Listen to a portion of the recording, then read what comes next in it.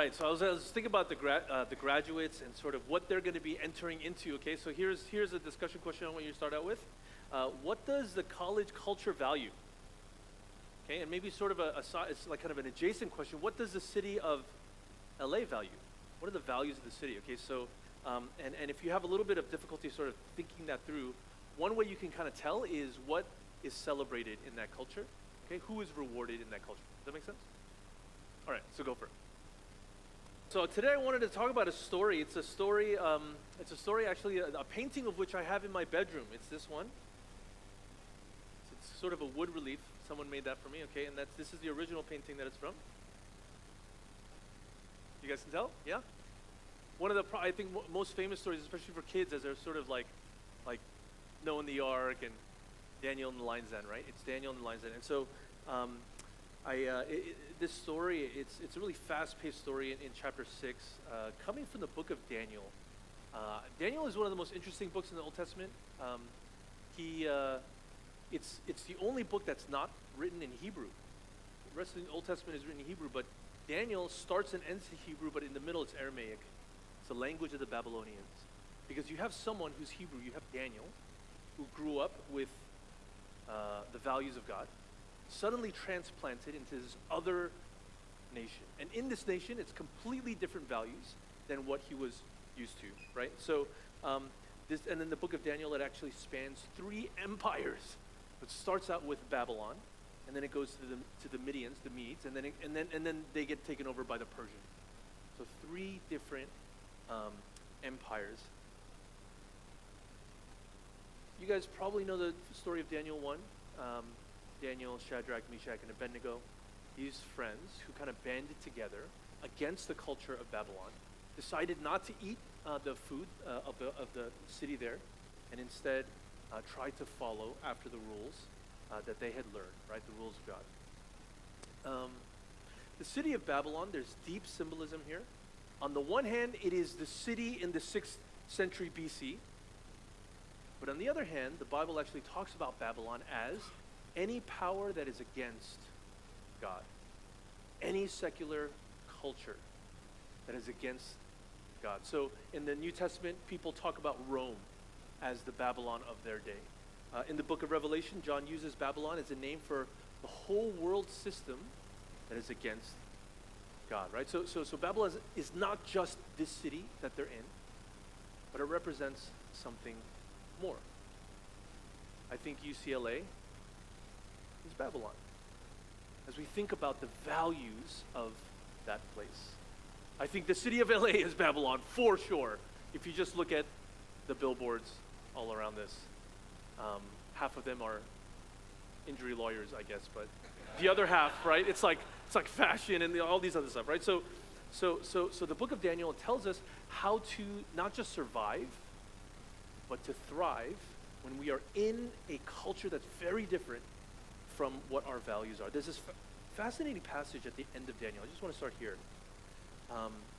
Sort of a prophecy, a vision that Daniel has. And he says this, "At that time shall arise Michael, the great prince, who has charge of your people." So this is actually a prophecy about the end times, right? The end times. So he says, "And there shall be a time of trouble such as never has been seen, that there was a nation till that time. But at that time your people shall be delivered, anyone whose name shall be found written in the book. And many of those who sleep in the dust of the earth shall awake, some to everlasting life, and some shame and everlasting contempt. And those who are wise shall shine like the brightness of the sky above, and those who turn many to righteousness, stars forever and ever." So in this dark place of Babylon, there are those who shine like the stars. Who are those people? Those who are wise, and those who turn many to righteousness, right? So that's really my heart for all of you, all the graduates who are graduating.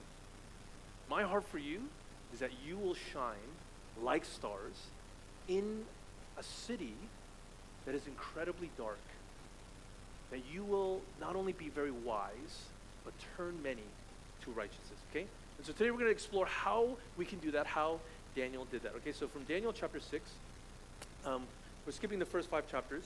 It's near the end of the historical narrative part. We started in Daniel 1 where Daniel was probably a teenager, right around late teens, okay? And he's taken from they take all the best and the brightest and they take them to Babylon to re-educate them and make them good Babylonians, okay? So basically they all went to Babylon University, okay? So here they are, they're sort of doing their thing. And Daniel and his friends, they stand up to the values of Babylon, right? And they still thrive. Now Babylon eventually falls, as every secular nation does. And then it was the Medians and then the Persians, right? By here, Daniel 6, Daniel's about 70 to 80 years old. So he's been living a life of faithfulness from Babylon to the Medians and now to the Persians. So verse 1, it pleased Darius, who is the current king, to set over the kingdom 120 satraps, so that's sort of like officials, okay, to be throughout the whole kingdom, and over them 3 high officials, of whom Daniel was one. So Daniel was so excellent that he survived 3 empires, right? Because usually you sort of kill everybody from the old empire, but he was so excellent that the next empire wanted him to stay on as an official, and then now the 3rd empire wanted him to stay on as official. To whom these satraps should give accounts, so that the king might suffer no loss. Then this Daniel became distinguished above all the other high officials and satraps because an excellent spirit was in him. And the king planned to set him over the whole kingdom, right? So Daniel was so excellent that he was actually going to become basically the prime minister of the whole nation, right? So I think Daniel's an amazing example of someone who can influence others in an amazing way. So notice, like, he's an official, right? So it's not like he became like a teacher of the law. He didn't become like a full-time minister, right? He had a job. He had a secular job. And in this space, he was able to influence a lot of other people. I think sometimes people think about serving God like, in order to serve, in order to make a big difference for the kingdom of God, you have to be a pastor or a missionary. Right? But that's not what we see in the Bible at all, actually.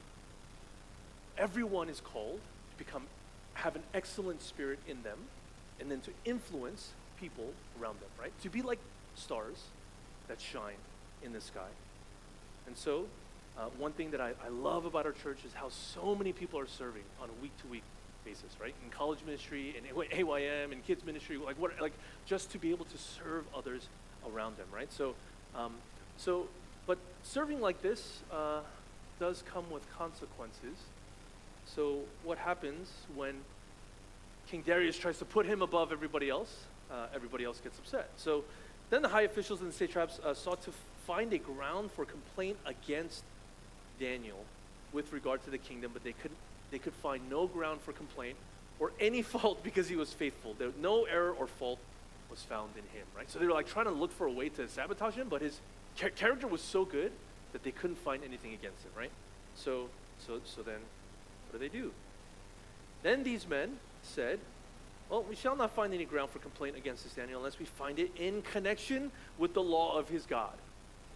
Like, that was so well known about him that they're like, oh, like we can't get him on anything, but we do know that he has a strong connection to God. So let's use that to sabotage him some way, right? So then these officials and satraps came by agreement to the king and said to him, O King Darius, live forever. All the high officials of the kingdom, the prefects and the satraps, the counselors and governors, are agreed that the king should establish an ordinance and enforce an injunction that whoever makes a petition to any god or man for 30 days, except to you, O king, shall be cast into the den of lions, right? So what are they setting up here, right? They're setting up a trap, and they're using like the king's ego to kind of try to pass this law, right? Because like, oh, like, king, you're so awesome. It should be illegal to ask any other god for advice other than you. And if they do, we should throw them into a den of lions, right? So now, O king, establish the injunction and sign the document so that it cannot be changed according to the law of the Medes and the Persians, which cannot be revoked. Therefore, King Darius signed the document and injunction. So there was sort of a certain kind of law where if you signed it, you can't go back on it. And that was sort of intended to prevent kings from doing like random laws, you know? Like, oh, you better make sure you're gonna like you care about this. So that's the kind of law that he signed. All right. So then what is Daniel to do? Anyone caught making a petition to any god or any person other than the king was now going to be thrown into the den of lions. What would you do in this situation? So here's what Daniel does. When Daniel knew that the document had been signed, he went to his house where he had windows in his upper chamber open toward Jerusalem. He got down on his knees 3 times a day and prayed and gave thanks before his God as he had done previously. In other words, he doesn't change a thing. He knows exactly what's going to happen if he gets caught. He's going to be thrown in the den of lions. He hears about this new law and he's like, all right. And then he goes up and he prays just as he does before. He doesn't change anything. He has incredible courage to face into this thing when his values and the world's values kind of come into conflict, right? In the face of this risk, he shows incredible courage. What happens when you come into conflict with the world's values because of your decision to follow Jesus? What are the values of Babylon? What are the values of Babylon? Sex, money, power, comfort, materialism, ambition, achievement, right? Nice house, nice car, nice nuclear family. What unifies the values of Babylon? It's living for yourself. It's living for yourself. Doing everything for yourself. Doing everything because that's the thing that's going to make you comfortable. That's the thing that's going to give you pleasure. That's the thing that's going to help you live your life. The values of God are completely opposite to that, right? Now, it's not about like doing poorly in school or like hating yourself, right? But it's loving your neighbor as yourself. It's loving God and loving your neighbor. It's not just about you and your life. It's also about everyone else around you. It's not about sabotaging your future, right? Because if you look at Daniel, like he did really well actually in his career. But it wasn't just about his career. He developed his relationship with God and he helped others on the way, right? He shined like a star in his situation. And so these two opposing values are going to come into conflict at one point or another. Because the school culture, like it wants everything from you, right? Like the club culture, the midterms, GPA, internships, career, like all of that is going to want everything from you. But then a life lived for God is going to say, well, who should come first? And whom should you serve? If your career takes everything from you, all of your time, all of your energy, all of your money, and you have nothing left for anyone else around you, that's going to come into conflict with your relationship with God. For the graduates in the room especially, here's my prayer for you, that you would not let the values of Babylon take over your life. That you would not be a Sunday Christian. That term is an oxymoron. It doesn't make sense. To be a Christian is to say, I follow Jesus. He is my Lord of everything. But just on Sunday. Right? Like a Sunday Christian is an oxymoron. My prayer for you is that you would not allow the values of Babylon to take over your life. Right? That you would not just be a good Babylonian Sunday Christian. But that your life would be very different from those around you. Right? So when you are in a situation when the values of Babylon come into conflict with the values of God, what do you do? Right? What do you do? How do you get the courage to resist the values of Babylon. And I guess I just want to say this. Courage is not a personality thing. Courage is a habit. Courage is a habit. It's not something that you conjure up when the time comes. It's a habit that you develop little by little, little by little. It's a pattern, something that you program into your heart.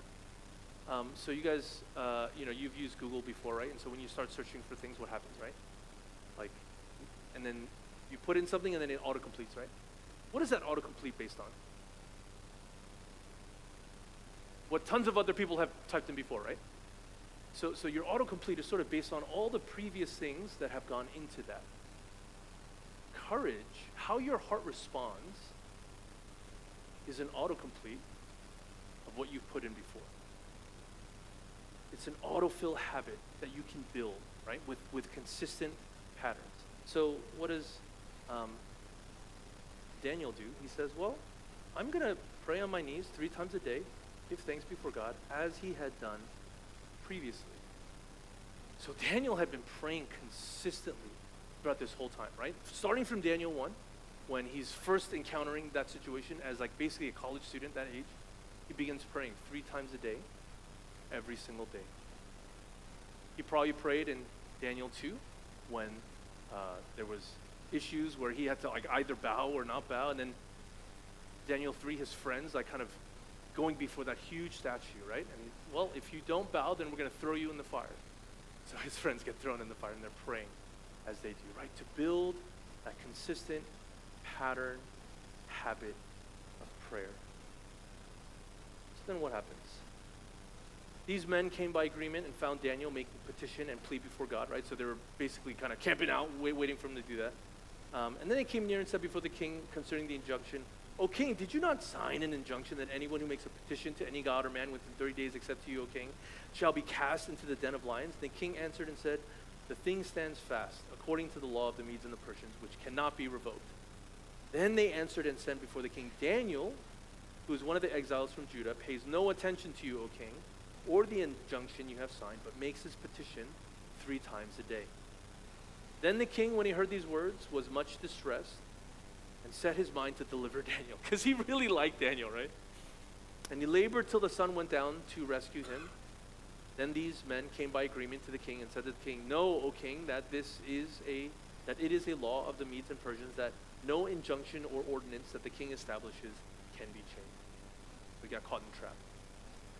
Then the king commanded, and Daniel was brought and cast into the den of lions. The king declared to Daniel, may your God, whom you serve continually, deliver you, right? So everybody knows Daniel, who was serving his king continually. That was his pattern.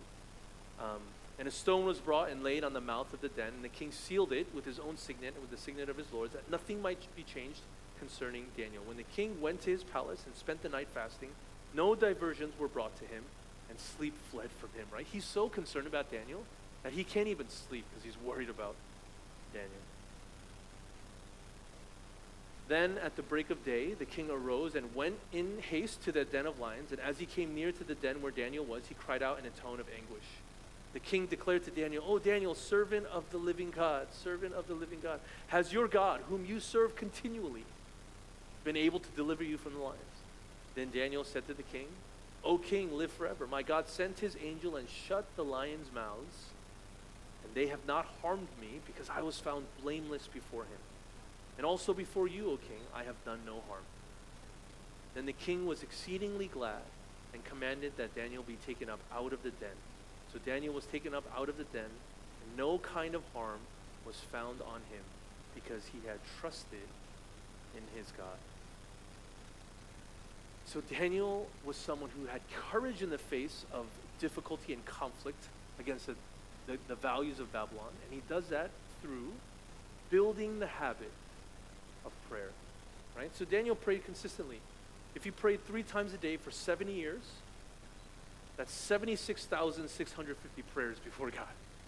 Every single day, building that in. Every single day, building that in. The text doesn't give us anything special about how Daniel prayed. So it's not like, it was very simple prayers, right? Like he just prayed, giving thanks every day, 3 times a day. It's not like like gold dust fell from the sky when he prayed. It's very simple prayer. He just did that consistently, right?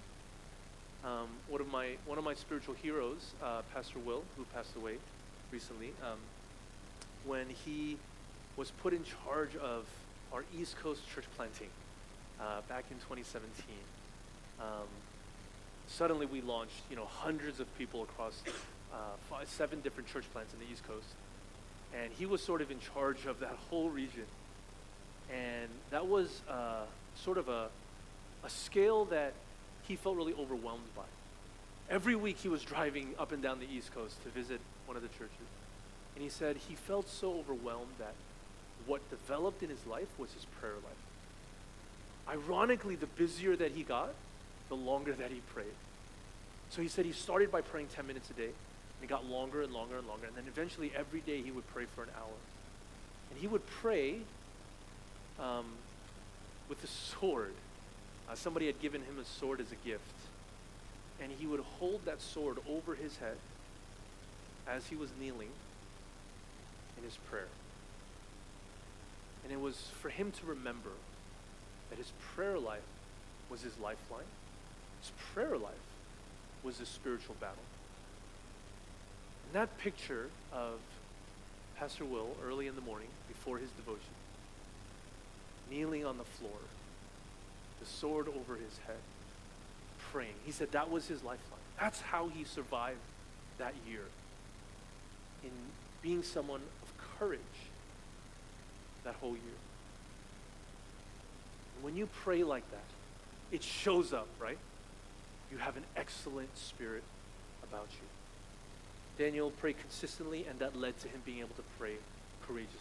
Right? That's how he became courageous. So I guess I want to ask you, do you have a daily time with God? Do you have a time where you're spending consistently every day in prayer and word, hearing from God? It doesn't have to be that gold dust falls from the sky but it's building in the consistency, right? Every single day. That is going to be your spiritual lifeline. That's what's going to help you resist the culture of Babylon. The Navy SEALs, they have incredible training, right? And they have this phrase, which I thought was really, really powerful. They say this: under pressure, you don't rise to the occasion. You sink to the level of your training. When you're facing pressure, conflict from the world, when your devotion to Christ and what the culture wants from you come into conflict, you're under serious pressure, you won't rise to the occasion. Maybe once or twice, but not consistently. You sink to the level of your training, right? One prayer is not going to magically make you a courageous person. Just like one training session is not going to make you a Navy SEAL. How much training do you think you need to become a Navy SEAL? I guess it depends on where you're starting from, right? So for some people a lot, and some people even more, right? So, but it's a lot. So becoming someone like Daniel, it takes time. It takes time. Consistency. Day after day, year after year. One of the sneakiest ways that Babylon comes after you is not overtly, but by robbing you of your consistency. One of the most difficult things about times of transition, actually, is to keep a consistent time. And it's not like you fill your life with bad things necessarily, right? You go home and like suddenly it's the end of the day. And you're like, oh, I didn't have my time with the Lord. And then the next day comes. Like, oh, I didn't have my time with the Lord. And then the week ends. Like, oh, I forgot about. Because there are people to meet, there are things to do, there are errands to run, there's shows to catch up on, right? And then suddenly at the end of the week, at the end of the month, you have not spent any time with the Lord. To pray consistently and courageously, and finally confidently. So what does it say about Daniel? It says, he was taken up out of the den, and no kind of harm was found on him because he had trusted in his God. He was able to pray confidently because he was confident in the person he was praying to. At the end of the day, prayer is not like meditation. It's not like chanting. It's not, I mean, those things are good too. Like it kind of helps your spirit calm down and stuff like that. But prayer is to a living God who hears you and who has power. Prayer doesn't control the results, but prayer is to a living God who hears you, right? So Daniel was able to pray consistently, courageously, and confidently. And because he spent his time with God, it became a habit. He was able to respond courageously, right? What happens when people live like this in the midst of a Babylon? Here's what King Darius ends up saying. King Darius wrote to all the peoples, nations, and languages that dwell in all the earth, peace be multiplied to you. I make a decree that in all my royal dominion, people are to tremble and fear before the God of Daniel. Here's the king of a pagan nation making a declaration about the God of Daniel. He says, he is the living God, enduring forever. His kingdom shall never be destroyed. His dominion shall be to the end. He delivers and rescues. He works signs and wonders in heaven and on earth for he who has saved Daniel from the power of the lions. This is not written by a prophet of Israel. This is written by a pagan king. And it's a pretty good poem actually, right? About who God is. Daniel's ability to shine like a star in this setting shifted the king of the most powerful nation at the time to worship God himself, right? I think each of you can shine like stars in Babylon. And it starts by being different, by being consistent. That'll help you build your courage and remind you of who it is that you're praying to. So I actually want to spend some time in prayer now, okay? So if I can invite the band to come up.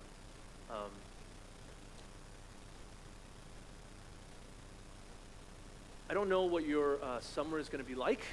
Some of you especially are in times of transition. And when it's times of transition, all your rhythms get thrown off. What's the most important thing that you can do with your time? I think it's spending time with the Lord. Consistently spending time with the Lord. And that's what's going to give you courage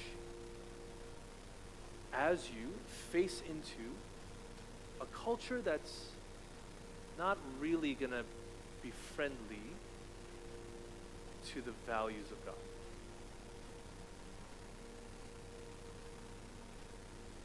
So let's pray. I don't know, maybe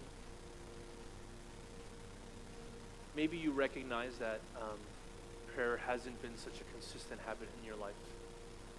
Maybe it's a chance to sort of reestablish that. Maybe as you're looking forward into this upcoming month, you're like, man, I don't even know if that's going to happen. But it's a time to say, God, I want to make that happen in my life. And I'm going to make that a consistent habit in my life. And God, you know what? Here's when it's going to be, and here's where it's going to be. And that will be the way that you can build that into your life. Okay, so I just want to give you a chance to pray. Pray to the God who hears you and who wants to instill in you an excellent spirit, a spirit of courage. Okay, let's pray.